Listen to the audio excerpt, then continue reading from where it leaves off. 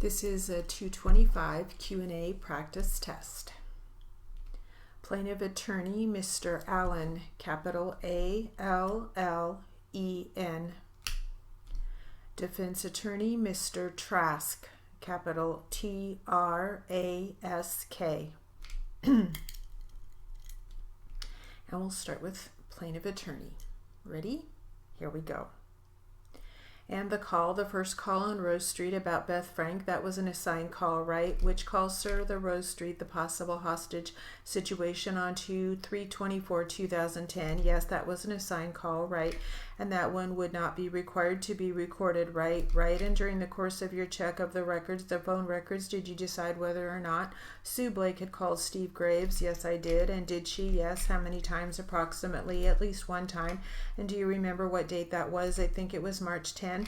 And so those lists of calls that we saw of Steve Graves making phone calls to Sue Blake and the other person, you don't know if that was in response to that phone call, do you? Was it in response to the phone call on the 10th? Right, you don't know, do you? I have no idea what it was in response to. You were not there during any of those phone calls that you referenced in any of the records, were you, sir? No, sir. So you don't know the content of those phone calls, right? No. And you don't know with whom, if Sue Graves ever even spoke to Sue Blake on any of those dates, right? Do I know that he spoke with her? You have no personal knowledge of those phone calls, right? I have no firsthand knowledge other than the phone records, right? Are you able to read that, or is that upside down? Can you see that, Sergeant? Yes, sir. And as far as looking at this call, do you see a code in there somewhere that says 2121? Yes. What does that mean? That's a request for an additional unit or a cover unit. Okay, can you tell by looking at that who made that request? Who requested the cover unit? Yes. Based on that, it just says IR. That means Officer Ben Perez was en route for that 2121. Steve Graves is the one who made this call. Yes. It would be right that he was the one looking for more units. Yes, looking at this record, there's no sign here that Steve Graves was trying to cover up this contact, right? Nothing on this report, no. And in fact, a number of officers, in fact, responded based on that printout, true. Yes, and each officer is free to make his or her own comments about the disposition of the call, right? They would have the chance to leave comments, right? Now, jumping back, you gave some testimony this morning about the Klutz search by Steve Graves on 3/10/2010. Do you remember that testimony of March 10th? Yes, yes, sir. Now, to your knowledge, do Northview police officers, are they trained as to the rules and regulations regarding access of Klutz information? Yes.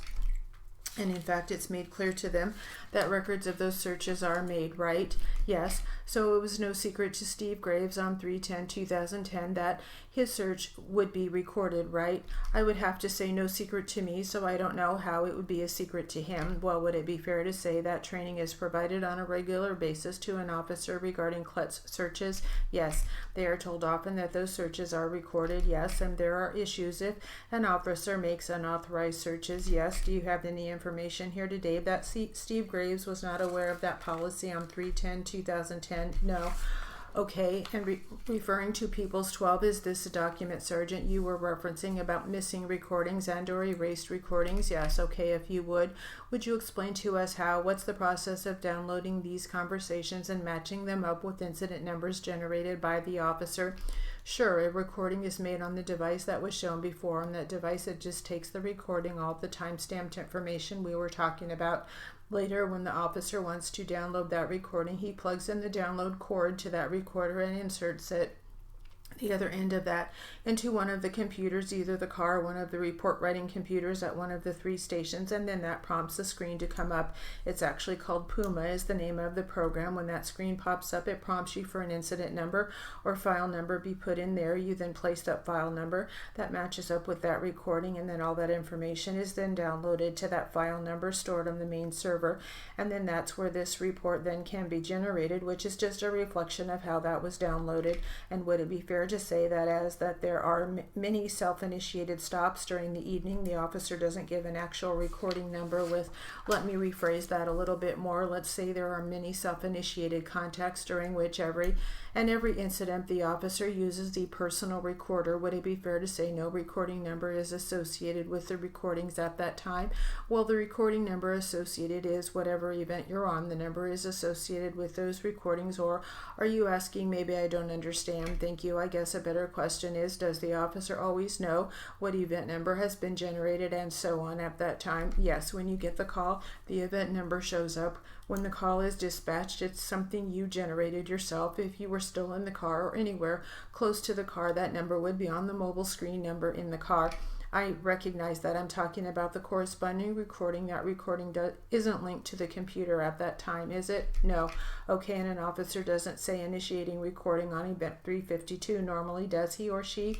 If the officer knew that information, like I said, when you put yourself or dispatch sends you to a car, if you're still in the car, where you can see your computer screen or you can tell that number. Some people may or may not put that on there, but it makes it easier for them to marry up those two numbers. But I think the most common thing to do is write it in their patrol notebook if you're talking about having a number of recordings on there.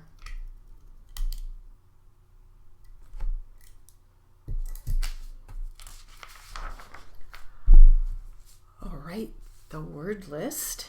We have Rose Street, capital R-O-S-E, capital S on street. Beth Frank, capital B-E-T-H, new word, capital F-R-A-N-K. Sue Blake, capital S-U-E, new word, capital B-L-A-K-E.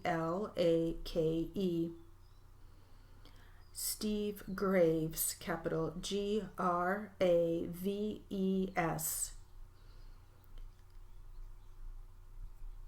And Steve, capital S-T-E-V-E, if I didn't spell that. Ben Perez, Ben, capital B-E-N. Perez, capital P-E-R-E-Z. I-R is capital I, capital R, no periods, no spaces. Northview, capital N-O-R-T-H-V-I-E-W. Kletz is all caps, no periods, no spaces, C-L-E-T-S.